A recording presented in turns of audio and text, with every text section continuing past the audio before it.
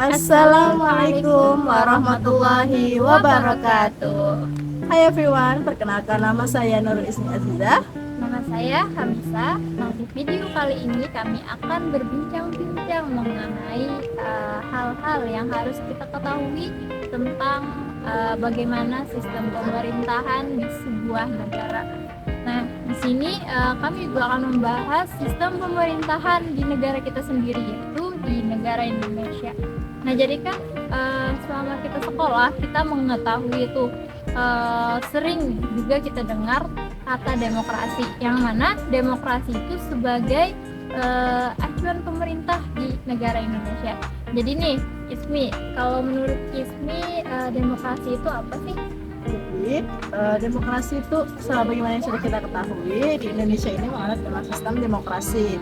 Demokrasi sendiri adalah sebuah sistem pemerintahan di mana demokrasi itu memberikan hak-hak yang sama terhadap warga negaranya dalam memilih.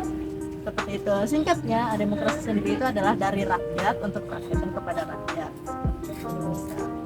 Oke, kalau warga negara yang demokrasi, apa sih warga negara yang demokrasi itu? Nah, warga negara yang demokrasi sendiri itu adalah warga negara yang memiliki perilaku baik yang saat ini menjalankan kehidupan pribadi atau berperilaku kenegaraan, dia itu bersikap mempunyai sikap demokrasi. Nah, kan kita mengetahui demokrasi, warga demokrasi.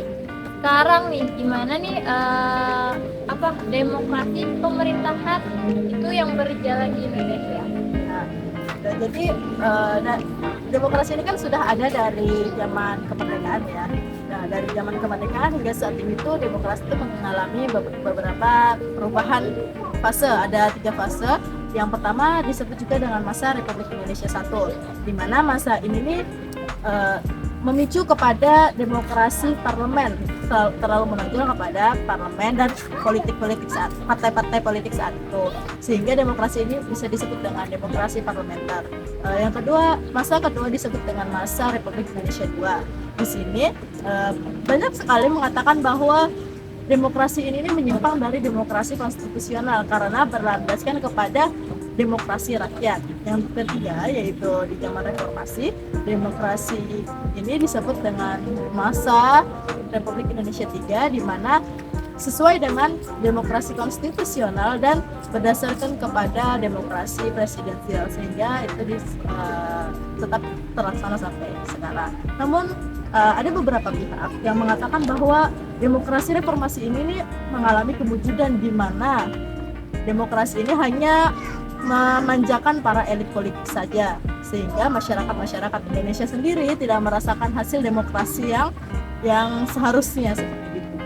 Oke, nah itulah tadi yang dimaksud dengan demokrasi dan bagaimana sistem pemerintahan demokrasi yang berjalan di Indonesia, dan juga kita mengetahui bagaimana warga negara demokrasi. Ya, seperti itu. Kalau untuk demokrasi kan tadi sudah diketahui, terus mungkin nih, apakah Ismi ada yang ingin ditanyakan itu?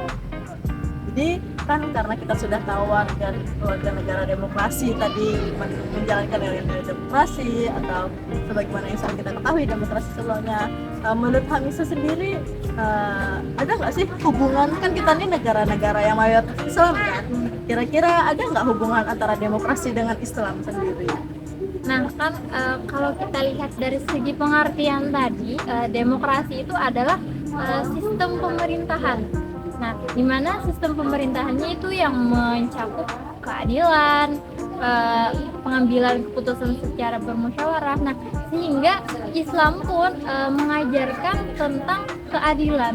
Jadi elemen-elemennya itu berkaitan, antara elemen demokrasi berkaitan dengan ajaran-ajaran Islam. Nah, sehingga ya disitulah hubungan antara demokrasi dan Islam gitu. Kalau menurut saya sih ya gitu kan, sama-sama memiliki arti dalam kehidupan. Jadi seperti itu. Karena ada sangkut pautnya kan antara demokrasi dengan Islam tadi. Kan kita ini sebagai warga negara pasti tinggal di tempat daerah-daerah yang ada di Indonesia kan. Kira-kira ada apa sih otonom, bisa nggak menjelaskan tentang otonomi daerah? Begitu. Oh ya, jadi kalau masalah otonomi daerah itu kan tentang wewenang, ya kan, wewenang dari yang diberikan negara ke daerah-daerah tertentu. Nah, jadi setelah negara memberikan wewenang tadi itu ke daerah-daerah tertentu, maka daerah itu akan mengurus dan mengatur kebutuhan masyarakatnya setempat di daerah yang diberikan wewenang oleh negara tadi. Nah, itulah otonomi daerah, artinya bentuk respon dari pemerintah atau berbagai tuntutan masyarakat terhadap tatanan penyelenggaraan negara dan pemerintahan gitu.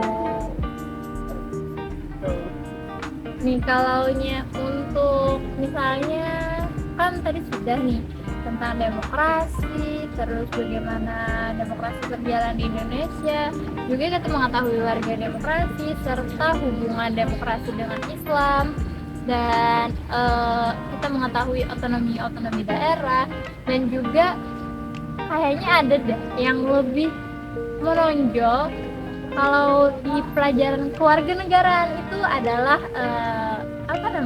masyarakat madani.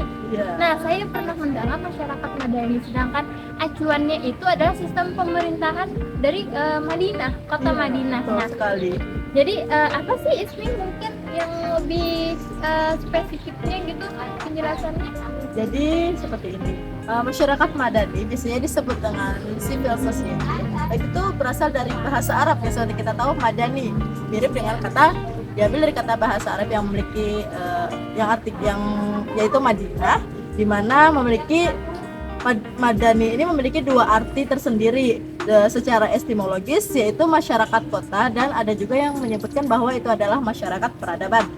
Jadi masyarakat madani ini merupakan sebuah keniscayaan bagi suatu bangsa, masyarakat beradab yang selalu menjunjung tinggi nilai moral dan akhlak mulia, mengedepankan sikap toleransi, penuh semangat, pluralisme, mengutamakan kualitas baik bidang ilmu pengetahuan ataupun teknologi. Oh, jadi kalau masyarakat madani itu ya sistemnya lagi mengikuti itu ya? Sistem di Madinah sana. Oh iya. Yang memiliki akhlak yang moral, pluralisme. Iya sih kan, sistem pemerintahan di Madinah sama demokrasi itu agak berbeda, cuman ya agak juga kesamaan sistem pemerintahannya ya kan. Betul sekali. Jadi ada juga karakteristik dari masyarakat madani ini. Oh, seperti apa tuh kira-kira? Karakteristiknya itu diantaranya yang pertama ada free public sphere, yang kedua ada demokratisasi. Ya tadi kan karena mirip ada kesamaan dengan demokrasi di Indonesia. Yang ketiga ada toleransi, yang keempat ada pluralisme, selanjutnya ada keadilan sosial, partisipasi sosial, dan supremasi hukum. Seperti itu karakteristik dari masyarakat madani tersebut. Oh iya, wow, lumayan banyak juga ya dari pengetahuan yang belum tahu nih. Ternyata masyarakat madani itu punya karakteristik ya, sehingga tadi sudah disampaikan oleh Ismi tentang karakteristik masyarakat madani.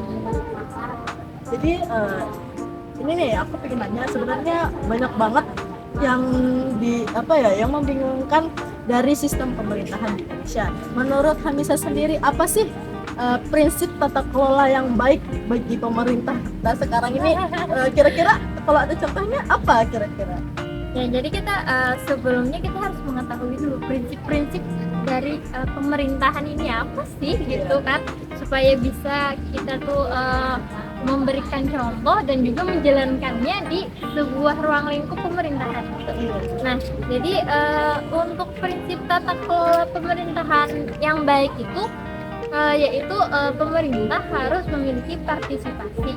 Artinya artinya harus masyarakat, bukan hanya si pemerintahnya, tapi masyarakat juga harus terlibat dalam iya, pengambilan keputusan.